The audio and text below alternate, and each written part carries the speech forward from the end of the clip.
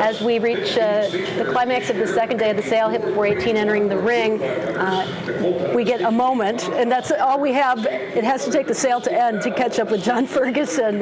First of all, thank you for joining us. Pleasure. Busy couple of days for you, as always, but you jumped right in, and let's talk right off the bat about the sale topper, Sure. hip number 342. Absolutely. Well, I mean, he's a really, really athletic quality horse. I mean, for the sale topper to be only just over 2 million is a change from previous years, but it's a positive change, really, because one of the things about the business is that the world has changed, and the economy's changed, and the price of horses has quite rightly changed as well. And this one, you're getting a Storm Cat, the last of the Storm Cats here out of a mare champion like Fleet Indian, the first fall for what would be considered such a bargain. Yeah, I mean, it's hard to call a $2 million horse a bargain, but yes, in years past. In years past, and I mean, the fact of the matter is, yes, he's an outstanding individual who vetted really well from a top farm, by a great stallion, out of a great mare. So, he's a dream ticket, and let's just hope it gets us to where we want to go. I wanted to ask you quickly, a lot of support for new sire that you've all recently purchased, Medallia dOro. Obviously, yes. Rachel Alexandra bringing him to the forefront, but he's also had a lot of success besides Rachel Alexandra. Sure. What else about him, aside from that, you've supported him well at the sales, has really made him a top sire? I think two things. First of all, yes, he's had that superstar filly in Rachel Alexandra, and then Gabby's Golden Girl, another Grade 1 winner. But more importantly for us, there's depth, strength in depth. We have a 2-year-old by him in Newmarket in England called Alzir, who we bought he was top of the sale at the Calder sale in Florida, and he is a touch wood, the real deal.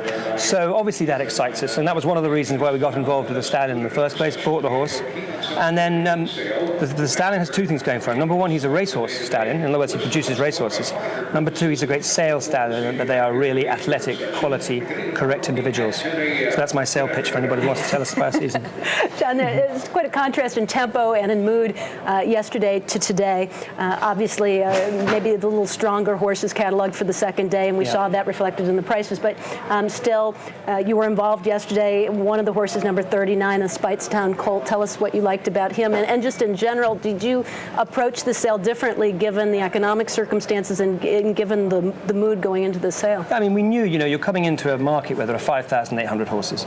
The first thing that you knew was that the market there was going to be more supply than demand, because we've been throughout the world, every day you pick up the newspapers, there's trouble. So we went in knowing that the market would probably be down 30%. As it was yesterday, it was down 36. I suspect it was down less than 30 today, and it'll balance out at around 30%, I would suggest. So yes, it's the Speightstown horse, really athletic colt, $700,000 we had to give for him, which is a lot of money, but he looks like he could be very, very fast. And we breed a lot of horses, but we tend to breed horses that are sort of mile and a quarter, mile and a half type horses for Europe, for classics. And this is a horse that could just maybe give us a bit of sort of 2-year-old speed. And the same thing also, Unbridled Song, who's always been a stalwart here at the sales, always sells very well, and purchasing Unbridled Song filly, but the pedigree, something you can't find. I mean, two things, or three things. First of all, Unbridled Song, great. So secondly, the filly's a half-sister to Vindication, who won a Breeders' Cup. And thirdly, and this is a big factor, comes from Stone Farm, Arthur Hancock has bred more classic horses than anyone else, and there is so much truth in you look to see where the horse comes from before you decide to buy it, because land is so important with the raising of horses.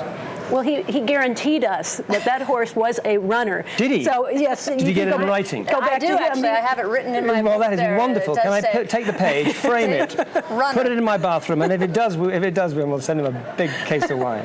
Not too many guarantees that come with these horses, but one thing guaranteed, that it's always good to have you participating, and we appreciate your time after a long day. Pleasure.